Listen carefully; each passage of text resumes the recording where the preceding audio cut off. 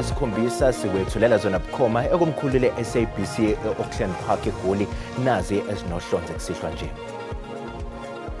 As the South African Police leadership, we are very happy with the preparations and our readiness for the end of the year. Iphini likangqongqoshe wamaphoyisa uKhassel Mathale uthi amaphoyisa azobe phume ngobuningi kusasa ukuqapha isimo njengoba kuzobe kugujwa ungena onyakeni omusha kuzwelonke.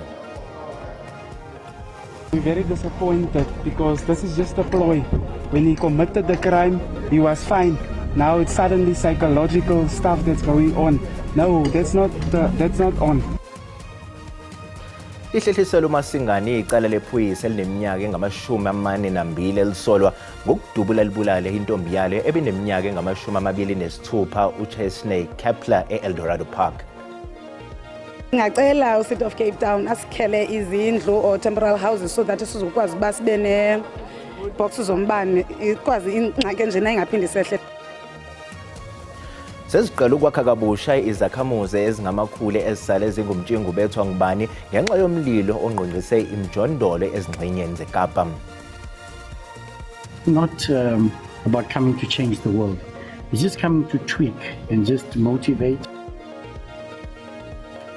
Umqeqeshi omusha weMagesi FC uOwen Dagama uthi ngeke enze izinguquko eziningi endleleni yokudlala yaleli qembu njengoba ebhekene nomsebenzi wokulisusa emsileni welog yeBetway Premiership.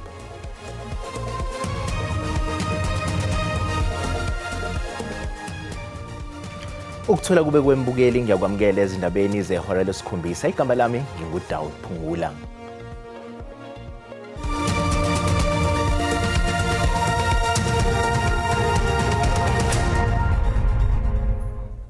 Iphini likangqongqoshe wamaphoyisa uKhassel Mathale uthi amaphoyisa azobe ephume ngobuningi kusasa ukuqapha isimo njengoba kuzobe kugujwa ungena onyakeni omusha kuzwelonke. Have indeed been hard at work in all corners of this country, ensuring that citizens, tourists and holiday makers alike are and feel safe. Throughout the peak of the festive season, we have seen our men and women in blue intensify their fight against crime with a particular focus on serious and violent crime. They were not doing so alone, but they were joined by other law enforcement officers, as is reflected by the parade today. Criminals are indeed feeling our wrath with nowhere to hide from the long arm of the law. Today highlights the critical role of collaborative efforts in law enforcement operations, which serves as the driving force behind our fight against crime and symbolizes our shared commitment to a common goal, ensuring the safety and well-being of every resident in Gauteng. Over the past few months, we have witnessed tangible successes in the implementation of our elevated priorities. Interventions that were once ideas on paper are now our active solutions, functioning effectively and yielding significant results. As we continue this journey, our mandate remains clear: to deliver effective and impactful service to our communities. Kuboshwa bokufika abangenawo amaphepha abagunyazo kuba babekulela abayisikhombisa emgwaqweni we-N2 eGqeberha ngesikhathi kuqhubeka uhlelo lwezivimba-mgwaqo obeliholwa umkhuzi wamaphoyisa ase-Eastern Cape uNomthetheleli Mene. Ukhomishana uphinde wazwakalisa ukukhathazeka ngesibalo sezibhamu ezingekho emthethweni esifundazweni. Umthetho ebexhobile eGqeberha njengoko indawo yaziwa ngolwaphulo-mthetho oluqatseleyo. I-Operation Basadi neliphulo elikhokelwa ngabasetyhini isebenza nzima ukubamba abaphuli-mthetho. Kukho abantu abasixhenxe ababanjiweyo abangekho semthethweni in the countries, foreign nationals ezingekho semthethweni bebesuka ke kule ndawo yalapha ngaseGqeberha bebheka ngaseHangi apha ku N2 ba-arrestiwe ke babanjiwe ke ngamapolisa. Sitsalinde ke abantu bakwa Home Affairs bazoba processa. Abanye abaqhubi bakwamkele ukubakho kwalamagosa ezindleleni besithi baziva bekhuselekile. This is festive season and we need to check our vehicles so that we can be safe on the roads and that we do not have people doing drinking and driving on our roads. At first I was a bit stunned. It seems like the whole police force is here, but I think it's a wise thing to do. Like the lady said now, some people are kidnapping kids, and also they're checking on people who might be, under the influence of alcohol. Ezinkqubo zokumila kunje zikhona kwamanye amaphondo kwilizwe jikelele. Kuzo zonke districts in the country, kuzo zonke provinces in the country kufuneka kumiwe i-roadblock elidishwa ngabantu ababhinqileyo. So yiyo lento sikuyo ke nathi as a province. Abasemagunyeni bathi i-Operation Basadi iza kuqhubeka nangaphaya kweli xesha leziyunguma. Kwiindaba ze-SABC ndingunandipha Platyi eGqeberha. Lihlehliselo lomhlazi isithupha kuMasingana icala lephoyisa elineminyaka engama-42 elisolwa ngokudubula libulala intombi yalo ebeneminyaka engama-26 uChesney Kepler e-Eldorado Park. Umphakathi wase-Eldorado Park uphume ngobuningi ukuzolalela leli cala. Kubikwa ukuthi leli phoyisa libulale uKepler emva kwengxabano. Umsolwa akakwazanga ukufika enkantolo njengoba esathola ukulashwa eqashiwe amaphoyisa esibhedlela. Umndeni kaKepler uthi udumele ngalokhu. We're very disappointed because this is just a ploy.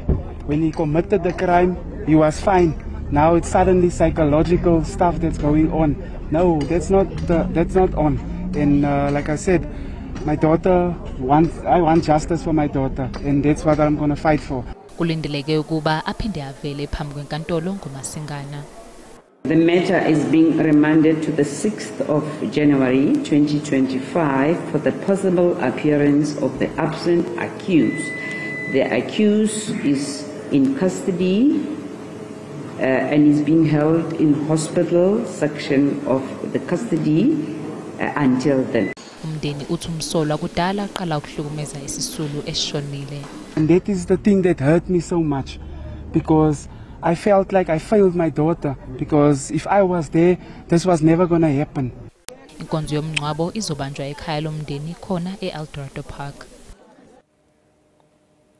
Selihlehliselo lomhlazi isishiyagalombili ngenyanga ezayo icala lokudlwengula libhekene nowesilisa oneminyaka engama-28 osolwa ngokukhulelisa intombazanyana eneminyaka eyi-13 esishiho ngaphandle kwasePolokwane eLimpopo.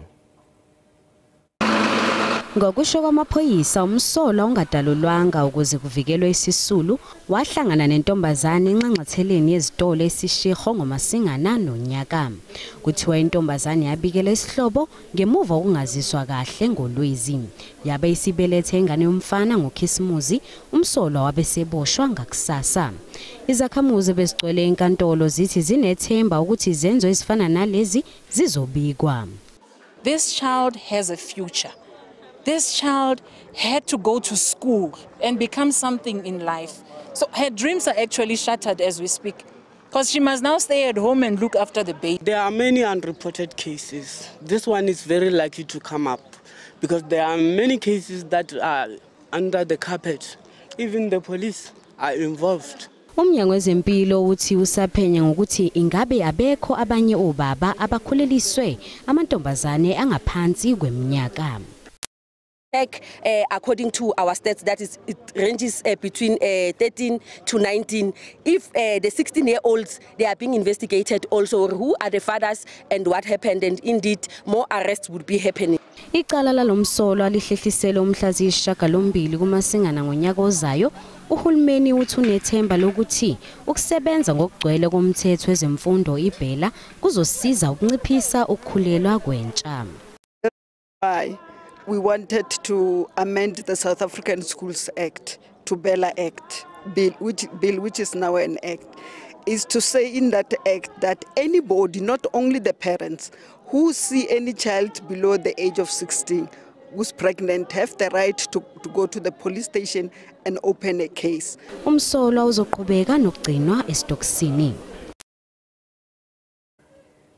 Amakhulu ezakhamuzi ezisale ezingena amakhaya kulandela umlilo wemjondolo ezindaweni ezahlukene kulo lonke laseKapa seyiqalile ukwakha kabusha imizi yazo ngemva kokuthola usizo lokwakha kuhulumeni. Umnyango wezokuhlaliswa kwabantu wanikezela ngeinsiza zokwakha ezindaweni ezifana neDunun naseNomzamo eStrand. Izakhamuzi ezikhahlamezekile endaweni imjondolo iDunun zithole izinsiza zokwakha ezahlukene. Noma wethu Sindaphi oneminyaka engama40 kanye namanye amalungu omndeni wakhe amane okubalwa nezingane ezimbili balahlekelwa yizo zonke izimpahla zabo kulomlilo. Namhlanje babonge ukuthola noxhaso. City of Cape Town asikhele izindlu or temporary houses so that sizokwazi basibene boxes zombane ikwazi ingxaki enjena ingaphindi sehlele because ingxaki ezinjena zibangelwa zintambo zethu ezingekho semthethweni zombane because asinambane kwindawo esihlala kuyo. Ezinye izakhamuzi ezithintekile nazo zijabule ngokuthola izinsiza zokwakha. Siyabulela uhulumende wethu ngothelwa kwethu asinike isibonelelo sematerial because sonke ezulwini siyasathelwa sashelwa izimpahla ezisesiqweni yonke ifurniture kwanto ibingaphakathi ezindlini iye yatha yaphela. Umnyango wezokuhlaliswa kwabantu ukuthi ukubekwa ngokusemthethweni kwezindawo zokuhlala kuzohlinzeka ngesisombululo sesikhathi eside esizosiza ukuvimbela ukusha kwemjondolo. Reblocking we mean decongesting the area because you need to formalize Danone itself. The reason why you can't formalize it now is because of it's congested. You can't have road reserves, you can't have electricity reserves, which by law you need to have. There must be a distance between a house and where the street ends, for example. Zahlukene ezisiza abantu nazo ziphose ezivivaneni kulezakhamuzi ezithintekile. Sisathi kuwe ezitolo kanti uma sibuya sizokuphathela uWT. Ababhukudi nama visitor ethu mengawaxwayisa nje ukuthi uphuzo nokubhukuda akuhambelani. Sekuxwayiswa izivakashi ezozinikela emabhisha aseThekwini kulezi izinsuku ezizayo kuba ziziphathe kahle futhi singazama ukubhukuda ezidla amanzi ampunjwana.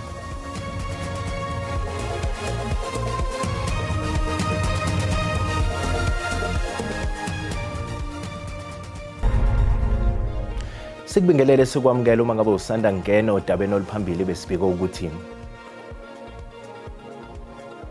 iphini likaNgqongqoshe wamaphoyisa uCastle Mathali uthi amaphoyisa azobe ephume ngobuningi kusasa ukuqapha isimo njengoba kuzobe kugujwa ukungena onyakeni omusha kuzwelonke. Bukele sikhumbuza ukuthi lezi indaba zikhona ku-YouTube na ku-SABC Plus ngena kuzo uzicinge ngamagama athi SABC izindaba na kanjani uzozithola. Kuyaqhubeka ukusebenza ngokujwayelekile emngceleni elibombo nakuba kunombhikisho oqhubekayo eMozambique. Umgwaqo omkhulu N4 yiwona osetshenziswa yizakhamuzi ukubhikisha. Abantu baseMozambique bathi abeneme ngemphumela yokhetho likazwelonke obelusingathwe ngumfumfu. Ukuhlolwa kanye nokungeniswa kwezimoto emngceleni kuqhubeka ngendlela ejwayelekile kulabo abawela umngcele besuka eMozambique bathi akukho kubaphazamisile kanti neziphathimandla ezilawula ukusebenza komngcele zithi namhlanje bese iphezulu isibalo sabantu abangenayo kanye nabaphumayo eMozambique. Sifuna nje ukunatisa ukuthi sisebenza ngalokujwayelekile ukuthi lokutshintshile ma truck la ngenako ayangena nema truck laphumako nabo bonke abantu labahamba baya eMozambique bayangena bayaphuma. Kusenjalo uhulumeni wakuleli usezwakalise ukukhathazeka ngombhikisho oqhubekayo eMozambique kanti seqiniswe ezokuphepha nezizoqinisekisa ukuthi azikho izenzo zobugebengu ezingahle zenzeke. Iphini lomkhuzo wamaphoyisa kuzwelonke lithi elakuleli lizibophezele ukuqinisa ezokuphepha kanye nozinzo. The intention and the aim of the security plan is to assure and make South Africans to be at ease knowing that everything will happen in accordance with our diplomatic ties. We are going to treat this with caution that to make sure that we both in people that are coming from Mozambique are treated if need be in terms of the treaties that we have signed, in terms of the SADC protocols. Umengameli wezwe Cyril Ramaphosa uthumele uDokotela Sydney Mufamadi kuleli lizwe ukuze ayobhungana izinhlaka ezithintekayo. Kube unyaka ukhungethwe izingqinamba kwenxantathu wemfelandawonye eholo ukhongolose njengoba iSACP isithi ifuna ungenela ukhetho ngokuzimela eminyakeni ezayo. Amakhomanisi akhala ngokuhluleka kwe-ANC ukuzivuselela kabusha kule minyaka engama-20 edlule. Ize ubudlelwane bukanxantathu basungulwa ngezikhathi zakudala zomzabalazo basetshenziselwa ukuqiniseka ivoti le-ANC okhethweni ngezikhathi zama-90s. Uhlanganise phakathi ANC, iSACP kanye neCOSATU, kanti SANCO ingeyokugcina ukungena ngamuva. Kusukela ngokhetho lango-1994 lezinhlangano bezikhankasela ukhongolose nokuyiqembu eselibuseleli iminyaka engama-30 lilodwa. Okhethweni lakulonyaka iANC ilahlekelwa amavoti angu-40 wamaphesenti nokuyiphoqa ukuba isungule uhulumeni obambisano namanye amaqembu ezombusazwe ayishagalolunye nokufaka phakathi iDA. Nokho amaqembu akunxantathu amanye athi ukusebenzisana neDA kwe-ANC kugwaza umzabalazo ngomkhonto emhlane njengoba iSACP isiyisola ngokuthengisa ngabantu. ANC is sold out, so ordinated that same day, so it doesn't give the people the truth. What Comrade Mbalo was saying here is the truth. When we engage with them, the ANC said, okay, we have developed this framework for engagement. Kange iCOSATU yona okungumfelandawonye omkhulu kunayo yonke kuleli ibeke kanje. Unobhala jikelele wayo uSoliphetho akajabulile ngokusebenzisana kwe-ANC ne-DA. We were told that we should not be worried about DA. What the DA did now? DA said President must not sign Bella. If the president is going to sign Bella, they are going to withdraw from the GNU. Nokho SACP yona isivele yathatha elinye igiya njengoba ihlongoza ukuthi izozingenela ngokuzimela okhethweni lohulumeni basekhaya ngo-2026. We are doing this not as an electoralist party, but as a party that wants to stand for the interest of the poor on the ground. Iphini likaMengameli we-ANC Paul Mashatile lihole ithimba le-ANC ebelihambele ingqungquthela ye-SACP yesihlanu. Lithi ngeke beze bewavimbe amakomanisi inqobo nje uma umbimbi lungezuhlakazwa. Once they come with the details, we will see what the details say, and then we'll discuss them with the SACP. We'll see how it impacts on the alliance. Sekuxwayiswe izivakashi ezizonikela emabhisha aseThekwini kulezi insuku ezizayo ukuba ziziphathe kahle futhi zingalinge zizame ukubhuda ezidle amanzi amponjwana. Izivakashi zitheleke ngobuningi eThekwini nokuyilapho ziyozithokozisa emabhisha ahlukene. Izivakashi zithi zikuthokozela kakhulu ukubhukuda njengoba nesimo sezulu sivumile nje. Iningi lazo lithi amabhishi alapha aphephile futhi ahlanzekile kanti awagcwele ngokweqile. I must admit, Durban has really been surprising. It's been absolutely fantastic, clean, beautiful, lots of security around here, feeling very safe, very nice. Looking forward to a good New Year's. I'm sure it's going to be well done here. This is my first time holidaying here in Durban. I've always come for business, but this time around I'm here to enjoy myself, and it's been a very pleasant experience. Actually very nice. It's calming. It's beautiful. I didn't think it was going to be this empty though. You know, I woke up very early in the morning so that I can just catch the waves. And it's actually nice to see because this time of the year it's mostly full. Iziphathimandla zixwayisa izivakashi ngokuthi zigweme uphuzo oludakayo uma zizobhukuda. Ababhukudi nama-visitor ethu mengawaxwayisa nje ukuthi uphuzo nokubhukuda akuhambelani.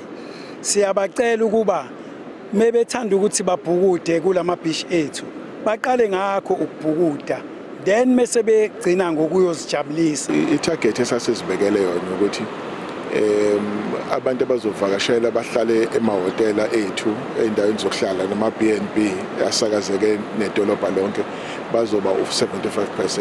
Kodwa mangibuka ibalo ngibona ngathi sevile ku75%. Abezomthetho bazoqapha ngesolokhozi njengoba kuzohlukaniswa unyaka. Umhlahlo wesimo sezulu yalandela emva kwekhefu nomadlamini.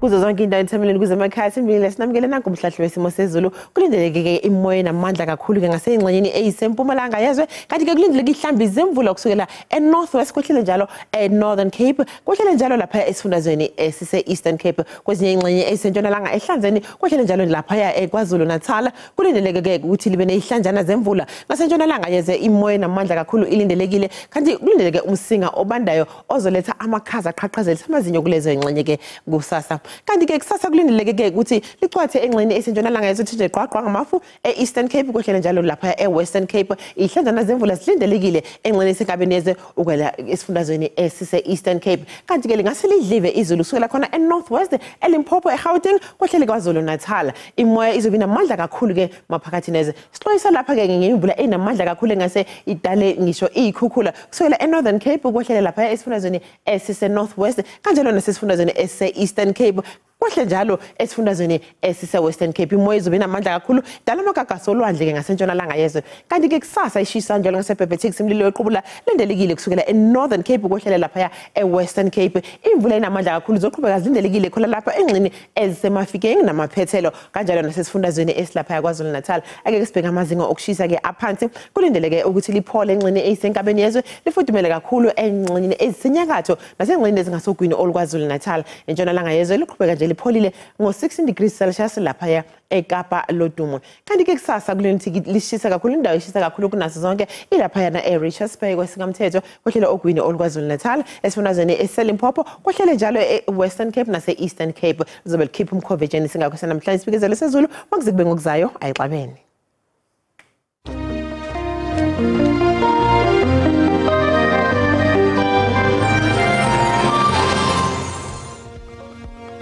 Bukele sizibeka lapho ezokugcina bese kuphathela zona ngolimi likaMageba unyaka ka2024 kusasa bakhona koza kwethu ngolimi lesixhosa ungene kahle kunyakeni omusha usale kahle.